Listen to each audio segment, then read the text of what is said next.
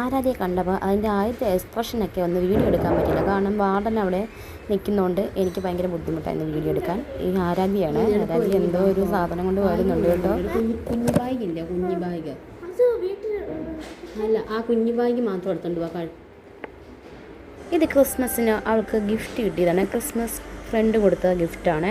ഒരു ചെറിയൊരു ഗ്ലാസ്സാണ്. അവൾ എൻ്റെ കൈ കൊണ്ടേ തന്ന്. അവൾക്ക് വീട്ടിൽ വരുമ്പോൾ ചായ കുടിക്കാനാണെന്നാണ് പറഞ്ഞത്. ഞാൻ അവളെ വെയിറ്റ് ചെയ്യുവാണ്. ഇതാണ് വാർഡിൻ്റെ റൂം. ഇത് ഹോസ്റ്റലിൻ്റെ ആ ഭാഗമാണ്. ഡോമെട്രി പോലത്തെ ഇതിലാണ് കുട്ടികളൊക്കെ താമസിക്കുന്നത്. നല്ല ഹോസ്റ്റലാണ്. നല്ല സൗകര്യവും കാര്യങ്ങളൊക്കെ കൊടുത്താലുണ്ട്. പിള്ളേരെ നല്ല സേഫായിട്ട് തന്നെയാണ് അവർ നോക്കുന്നത്. ഇത് ഗവൺമെൻറ്റിൻ്റെ ഹോസ്റ്റലാണ്. ഞാനിവിടെ വെയിറ്റ് ചെയ്യുവാണേ അവൾ വരാൻ വേണ്ടിയേ. അവൾക്ക് ഭയങ്കര താമസമാണ്, ഒരുങ്ങാനൊക്കെ ഭയങ്കര താമസമാണ്. ഞാനപ്പോൾ ചെറുതായിട്ട് ഒരു വീഡിയോ ഒക്കെ എടുക്കുന്നുണ്ട്. ഇവിടെ അടുത്ത് തൊട്ടടുത്ത് ക്യാമറയൊക്കെ ഉണ്ട് കേട്ടോ. ഞാൻ അതിലൊന്ന് നോക്കി എന്തെങ്കിലും പ്രശ്നമുണ്ടോയെന്ന് ആരും ഒന്നും പറഞ്ഞൊന്നുമില്ല. ഞാൻ എന്നെ തന്നെ ഒന്ന് അവളിപ്പോൾ ഇറങ്ങി വരുവേ. ഞാനപ്പോൾ അവളുടെ വാതിലോട്ട് തന്നെ വീഡിയോ പിടിച്ചുകൊണ്ടിരിക്കുക. അവൾ വരുന്നത് വന്നിട്ട് അവളെയും കൂട്ടി പോകണം. മുണ്ടക്കേത്തൊന്നും എടുക്കണ്ട. പൊട്ട് തൊട്ടില്ലയോ? ഇല്ല. ഞാൻ വീണ്ടും അവളെ നോക്കിയിരിക്കുകയാണ്. അപ്പോൾ എനിക്ക് നല്ലോണം ദാഹിക്കുന്നുണ്ട്. അപ്പം വീട്ടിലിരിക്കുമ്പോൾ ഒന്നും വെള്ളം കുടിക്കത്തില്ല. നമുക്ക് വെളിയിലോട്ട് എപ്പോഴേലും പോകുമ്പോഴേക്കല്ലേ ദാഹം തോന്നുന്നു.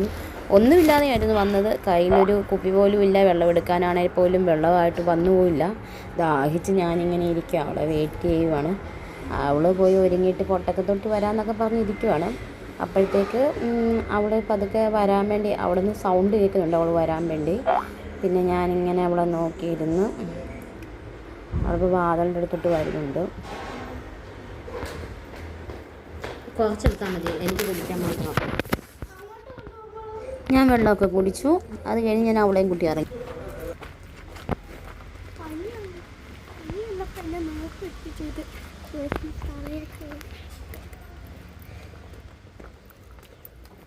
മുടിയേ നമുക്ക് ഇന്ന് വൈദ്യൻ്റെ അടുത്ത് പോയി എണ്ണ മേടിക്കാം. അല്ല, മുടി നല്ലപെട്ട് വളരാൻ വേണ്ടിയുള്ള എണ്ണ എണ്ണ.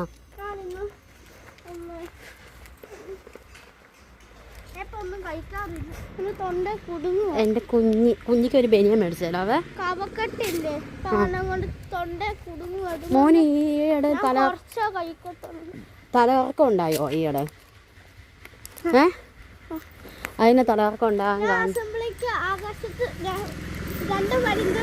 പിന്നെ പരുന്തും കുഞ്ഞുങ്ങളെ കണ്ടോന്നില്ലേ? താഴോട്ട് നോക്കിയപ്പോൾ പെട്ടെന്ന് കണ്ണടഞ്ഞു പോയി. ബോധം ഇല്ലാതെ പോയി. അസംബ്ലിക്ക് ടീച്ചറിൻ്റെ ദേഹത്തോട്ട് പോയി. എന്നിട്ട് ടീച്ചർ എന്നാ പറഞ്ഞ? ടീച്ചർ ഒന്ന് ഇരുത്തി. വെയിലൊക്കെ അടിക്കുമ്പോൾ ആണെങ്കിൽ ബ്ലഡ് കുറവായിട്ടാണ്. അമ്മ ഇതെന്നാ പനിയാണെന്നറിയോ? എൻ്റെ ആ കുളത്തില്ല പനി. സ്കൂളിൽ പോയപ്പോൾ ഭയങ്കര പനിയായിരുന്നു. വന്ന് കിടന്ന് ഇവിടെ വന്ന് കിടന്ന് പിറ്റേ ദിവസം സ്ട്രോങ് ആയിരുന്നേ. രാവിലെ മാത്രം പനി. ചിലപ്പം ഇങ്ങനെ പനി വന്നോണ്ടിരിക്കും. ആണോ? അതങ്ങനെ പനിയുള്ള സമയത്ത് ഞാൻ വാടകടിക്ക് ബസ്സാണോ?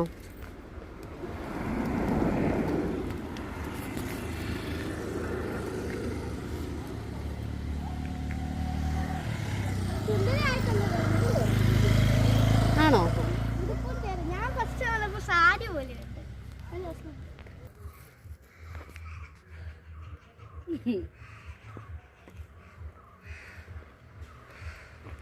ബസ്സാണോടി?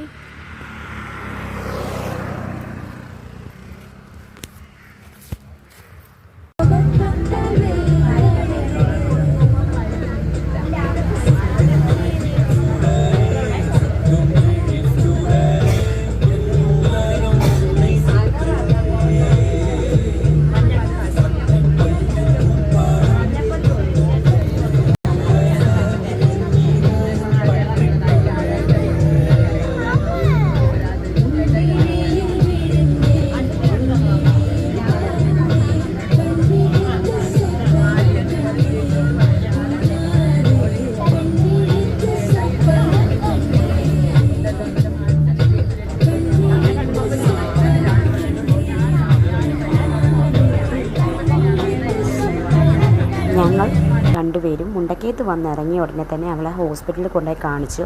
ഡോക്ടർ ബി പിയും ഹീമോഗ്ലോബിനും നോക്കി. നോർമലായിരുന്നു. പനിക്ക് ശേഷം കൊണ്ടുവരാൻ പറഞ്ഞു. അവൾക്കൊരു ചെറിയ വിറവൽ പോലെ ഉണ്ടായിരുന്നു. അപ്പം ഞാൻ അവളോട് പറഞ്ഞു നമുക്ക് റാണി ഹോട്ടലിൽ പോയി ഫുഡ് കഴിക്കാമെന്ന്. അപ്പോൾ റാണി ഹോട്ടലിൽ പോയി ഫുഡ് കഴിക്കുന്നതാണ് കാണുന്നത്. 2 പൊറോട്ട ഒരു മുട്ടക്കറിയുമാണ് അവൾ വേണം എന്ന് പറഞ്ഞത്. ഒക്കെ മേടിച്ച് കൊടുത്ത് അവൾ സന്തോഷത്തോടെ കഴിച്ചു. പിന്നെ അവൾക്ക് നടക്കാൻ ഭയങ്കര ബുദ്ധിമുട്ടായിരുന്നു. ഞങ്ങൾ ബസ്സിൽ കയറി പോകാമെന്ന് വിചാരിച്ചിട്ട് അവൾക്ക് ബസ്സിൽ പോകാൻ അവിടെ വരെ നടന്ന് പോകാൻ കഴിയാണ്ട് ഞങ്ങൾ ഈ ഒരു ഓട്ടോയിലാണ് പോയത്. വീട്ടിലോട്ട് ചെന്നപ്പോൾ കയറി പോകാൻ വയ്യ, കുറേ നടയുണ്ട്, ഒരു 36 നടയെങ്കിലും ഉണ്ട്. കയറി പോകാൻ കഴിയാണ്ട് അവളുടെ ചേട്ടൻ എടുത്തുകൊണ്ട് പോയി. അവളെ എടുത്തുകൊണ്ട് പോകുന്ന രംഗമാണ് ആ കാണുന്നത്. പുറകിൽ ഞങ്ങളുടെ മമ്മിയാണ് പോകുന്നത്, അച്ഛൻ്റെ ചേട്ടൻ്റെ ഭാര്യയാണ്. അങ്ങനെ അവൾ വീട്ടിൽ ചെന്നിട്ടുള്ള വിശേഷം പിന്നത്തെ വീഡിയോയിൽ കാണിക്കും.